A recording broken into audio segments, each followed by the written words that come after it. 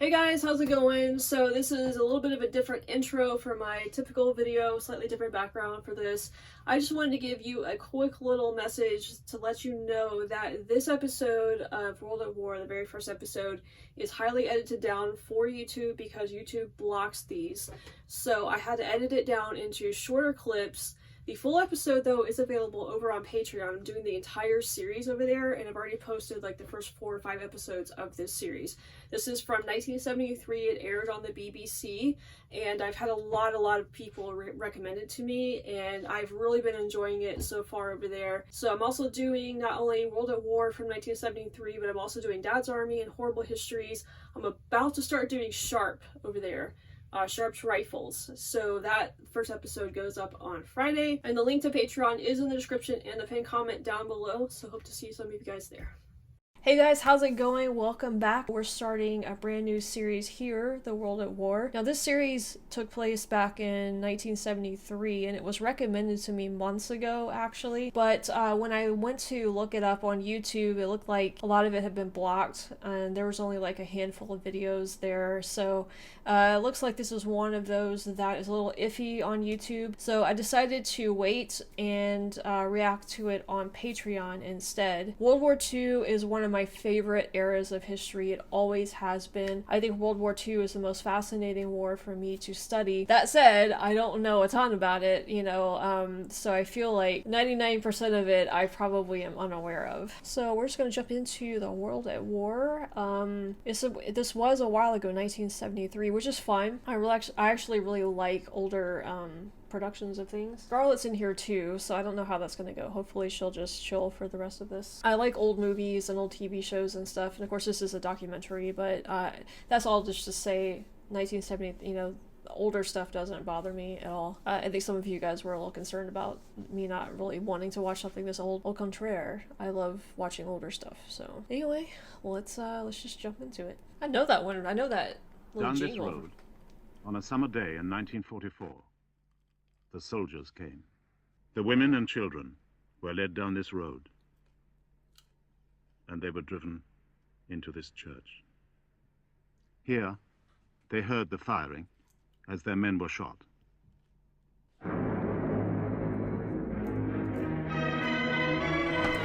Wow, so dramatic. Oh, I forgot this was Laurence Olivier too. Germany in 1933. Adolf Hitler did not seize power. He was offered it just as his voting strength was declining. In March, when the Reichstag voted to allow Hitler to govern without parliament, Hindenburg made no comment. The legal chancellor marched irresistibly into the role of the legal dictator. The new Germany began to round up its enemies. Communists, socialists, impertinent journalists, even Reichstag deputies.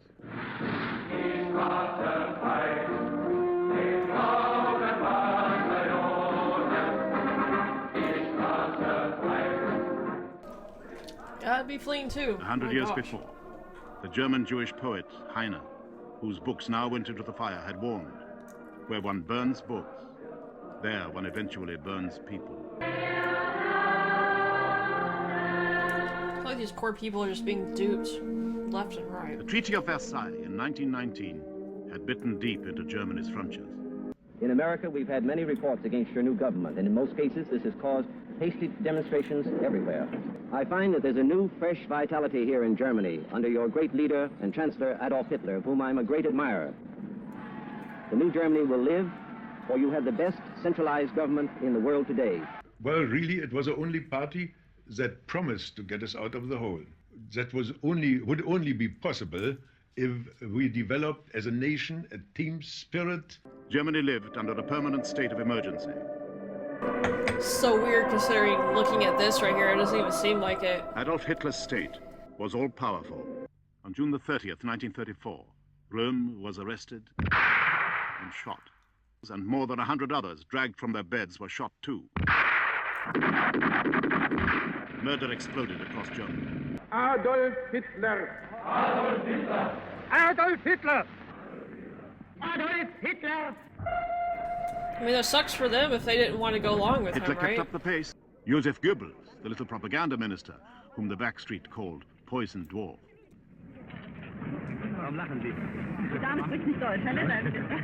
So easy to Deputy fool Führer people, isn't it? Rudolf Hess. The Autobahns were not leased for private pleasure in the fascist notion of strength through joy. And they were presented less as a transport system than as a triumph of national will. In 1936, those who stood and waited for the leader numbered 1 million. The leader was late. He always arrived late.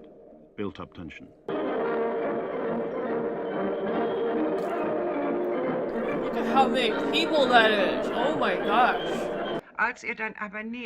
Yet when he came towards our group, I too came under his spell and shouted Heil just like everyone else. It's a pretty country, wherever that is. Hitler's home life took place on a ledge in Bavaria at Berchtesgaden.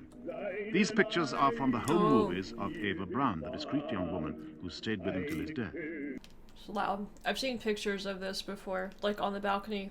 But didn't kids have like wooden rifles that they carried around or whatever?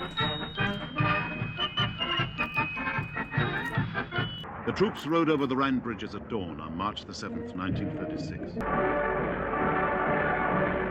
The German troops were greeted by hysterical crowds. Vienna suffered a Jew-baiting terror which even Germany had not yet seen. How is Austria? Signed with Hitler the treaty which stripped Czechoslovakia of the Sudetenland and left her broken and abandoned. What's going on?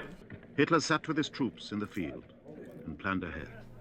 He hasn't even lifted a finger yet. He started The taking like 3 Sudetenland countries. was easily digested. And he told me that his clinic, his children's clinic, which he had started in Hamburg, he was going to be dismissed.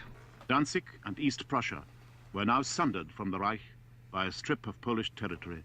Wait, Prussia was still Hitler a was thing? demanding the return of Danzig and free access to East Prussia across the corridor. Britain and France guaranteed her frontiers. In August, Britain promised to fight if Poland was attacked. Außenminister Lord Halifax erklärte, You will have read the report about the agreement reached between Russia and Germany, which has surprised the world.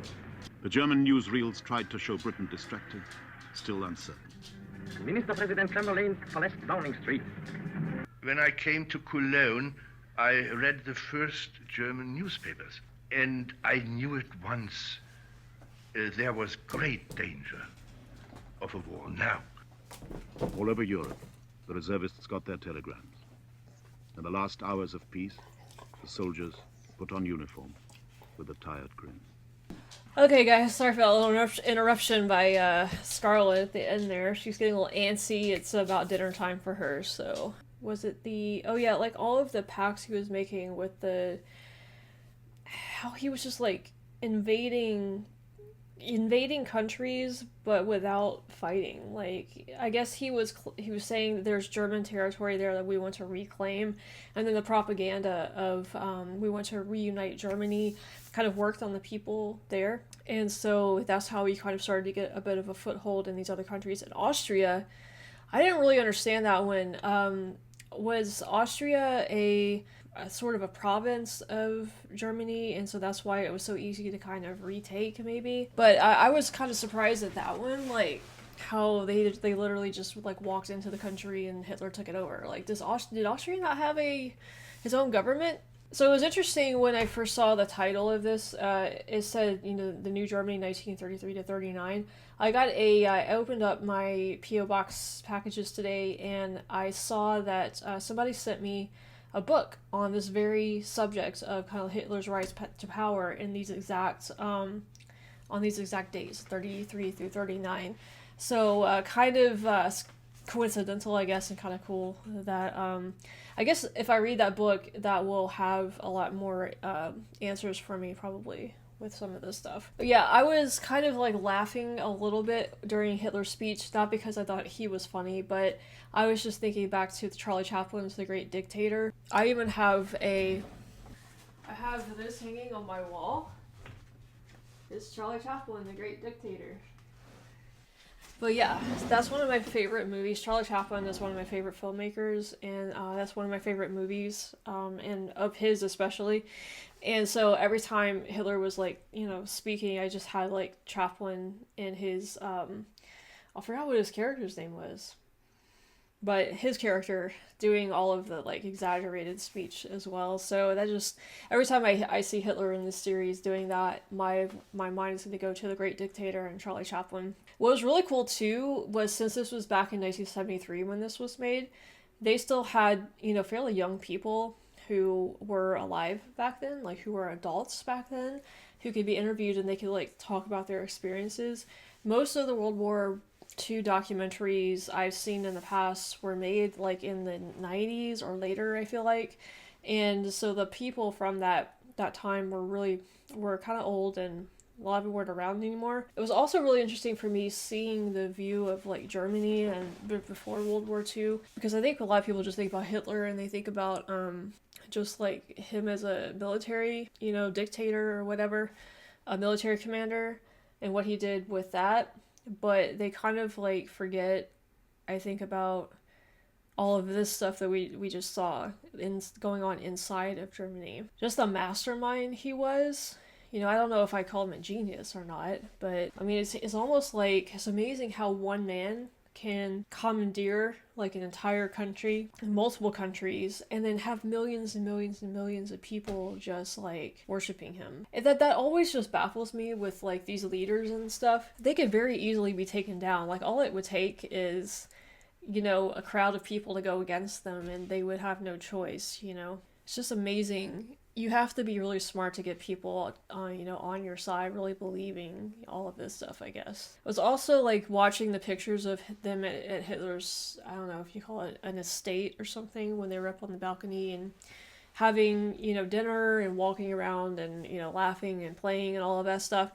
It's just amazing. All of those guys that we saw were super evil people. Like they had millions of people killed. But they look like totally normal. Like it looks like a nice place to be. Like they look like normal, nice people.